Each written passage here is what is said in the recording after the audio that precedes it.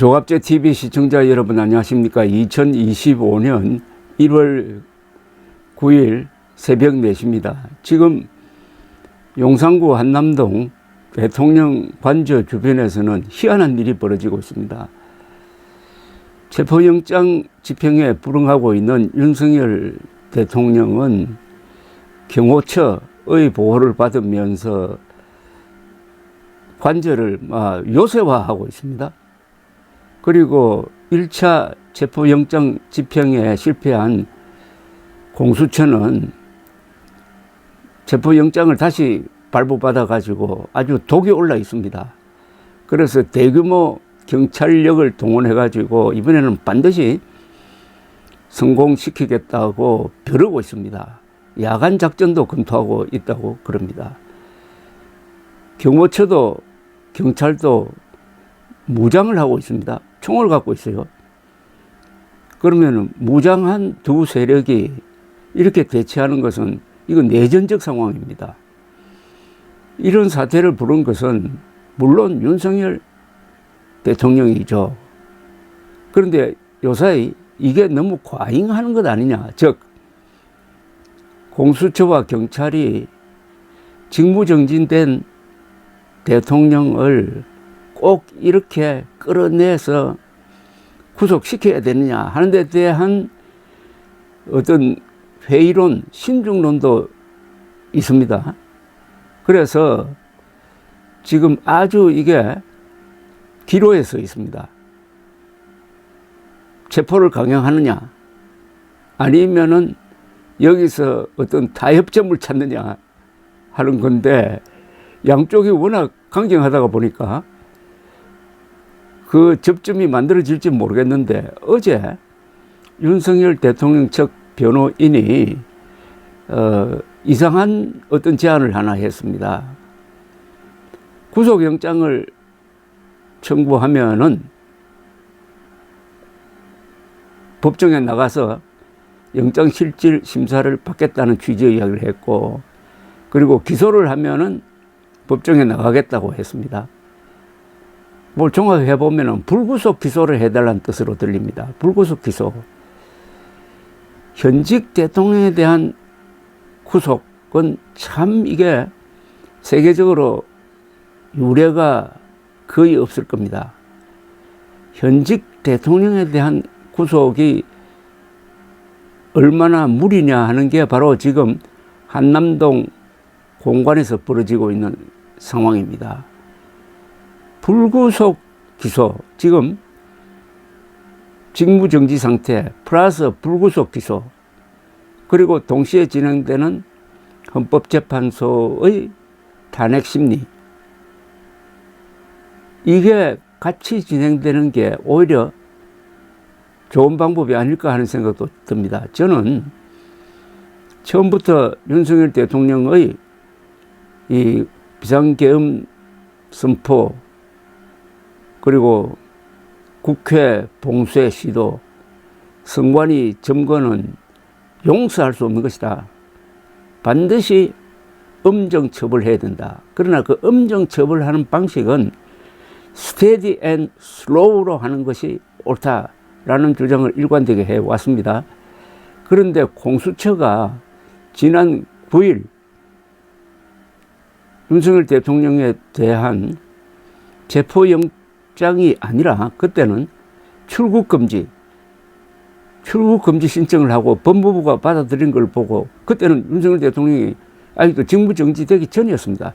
아, 이런 수사는 무리가 많겠구나. 더구나 경쟁적으로 한다.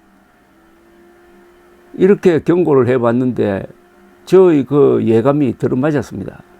수사가 무리한 거 사실입니다. 그리고 거기에 대한 윤석열 대통령 측의 반발도 이 말도 안 되는 겁니다. 그러니까 강대치 구도인데 여기서 어떤 접점을 찾을 것이냐 하는 데 대해서 조선일보가 오늘 사설과 칼럼을 통해서 아주 흥미로운 제안을 했습니다. 우선 조선일보 사설을 소개해 드리겠습니다. 사설 하나가 윤측 불구속 기소나 구속영장 청구하라, 공수처도 검토를 소개해 드리겠습니다. 윤석열 대통령 측 변호인이 공수처의 체포영장 집행 시도와 관련하여 기소하든지 아니면은 사전구속영장을 청구하라. 그러면 법원 재판에 응하겠다고 밝혔다. 만약 공수처가 청구한 구속영장이 발부되어도 응하겠다고 했다. 사실상 공수처의 조사는 거부하되 공수처가 구속영장을 청구하거나 기소하면은 법원 재판에는 응하겠다는 것이다. 여기 법원 재판에는 청구된 구속영장 실질심사도 포함되어 있습니다. 그건 법원이 주관하니까. 영장 실질심사 참석 여부에 대해서도 법원과 협의해 결정하겠다고 했다. 그동안 윤 대통령은 공수처는 법상 내란죄 수사권이 없다며 소환에 불응해왔다. 하지만 공수처의 체포영장 2차 집행 시도를 앞두고 경호처와 심각한 물리적 충돌이 우려되자 한 발 물러선 것이다. 구속영장이 발부돼도 따르겠다니 이 약속을 지킬 의지만 확실하다면 법을 지키겠다는 제안으로 볼 수 있다. 마지막 문장이 참 희한합니다. 구속영장이 발부돼도 따르겠다니 이 약속을 지킬 의지만 확실하다면 법을 지키겠다는 제안으로 볼 수 있다. 아니 윤석열 대통령이 구속영장이 발부됐는데 그게 응하지 않을 방법은 어디 잠적하는 수밖에 없는데, 그러나 하도 윤석열 대통령이 어처구니 없는 짓을 하니까 그래도 법을 지키겠다는 뜻으로 해석할 수 있다. 이런 대목이 나옵니다. 이에 대해 공수처는 부정적으로 반응했다고 한다. 체포 시도를 계속하겠다는 것이다. 체포는 소환에 불응하는 피의자를 조사하기 위한 절차일 뿐이다. 구속과는 다르다. 피의자가 구속에도 응하겠다는 상황에서 체포에 집착하는 것은 법보다는 대통령 망신주기라는 정치적 효과를 노리는 것이다. 이것도 아주 사설로는 강한 표현입니다. 대통령 망신주기라는 정치적 효과를 노리는 것이다. 그 정치적 효과를 위해 대규모 경찰력이 동원돼 경호처와 충돌하는 것은 옳지 않다. 법적으로 옳지 않고 국격에도 타격이 된다. 이 상황까지 온 데는 약속과 달리 소환에 불응한 윤 대통령 탓이 크다. 하지만 무턱대고 속전속결식으로 수사를 밀어붙인 공수처 책임도 있다. 국회의원 수사도 이렇게 하진 않는다. 그러다 이젠 조사가 아니라 체포를 위한 체포를 해야 하는 상황으로 몰렸다. 이미 내란 혐의 관련자들이 상당수 구속됐고 증거도 상당 부분 확보되어 있다. 그렇다면 이젠 윤 대통령 체포에 집착하지 말고 보강 조사를 통해 구속영장을 청구하든지 아니면 불구속 기소하는 게 맞다. 그것이 불확실성을 해소하고 정상적인 사법 절차로 돌아가는 길이다. 저는 이 사설이 상당히 균형이 잡히고 욕을 먹을 각오로 하고 쓴 사설입니다. 조금 냉정하게 생각할 수 있게 하는 하나의 화두를 제공했다고 생각합니다. 우선 윤석열 대통령은 지금 직무가 정지되어 있습니다. 그리고 모든 여론조사에서 압도적으로 윤석열 대통령에 대한 비판적인 여론이 존재하고 있습니다.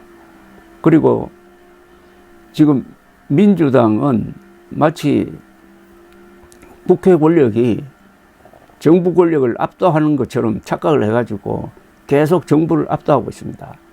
그리고 그런 가운데서 탄핵 재판이 이제 시작되었습니다.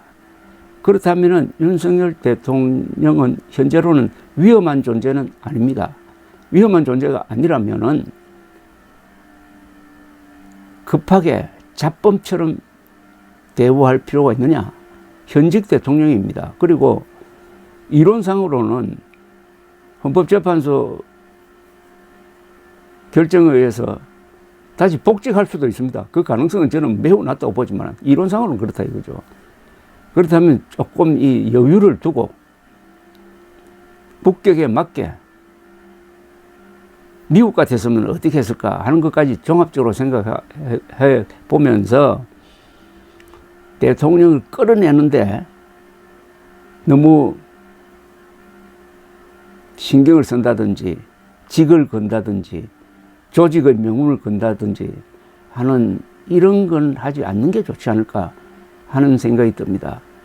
윤석열 대통령이 나는 숨지 않겠다고 했다가 지금 숨고 있는데 그것에 대한 비판은 하더라도 대한민국 입장에서 그리고 세계가 지켜보는 위대한 문명 건설을 한 대한민국 입장에서 이 상황을 바라볼 때는 불구속 기소가 원칙이라는 생각이 듭니다. 그래서 너무 숨가쁘게 상황을 몰고 가는 데 대해서는 신중하게 생각해야 된다는 이 조선일보 사설이 하나의 이 돌파구 또는 이 정면 충돌을 피하는 회피로가 되지 않을까 하는 생각이 들어서 소개해 드렸습니다. 감사합니다.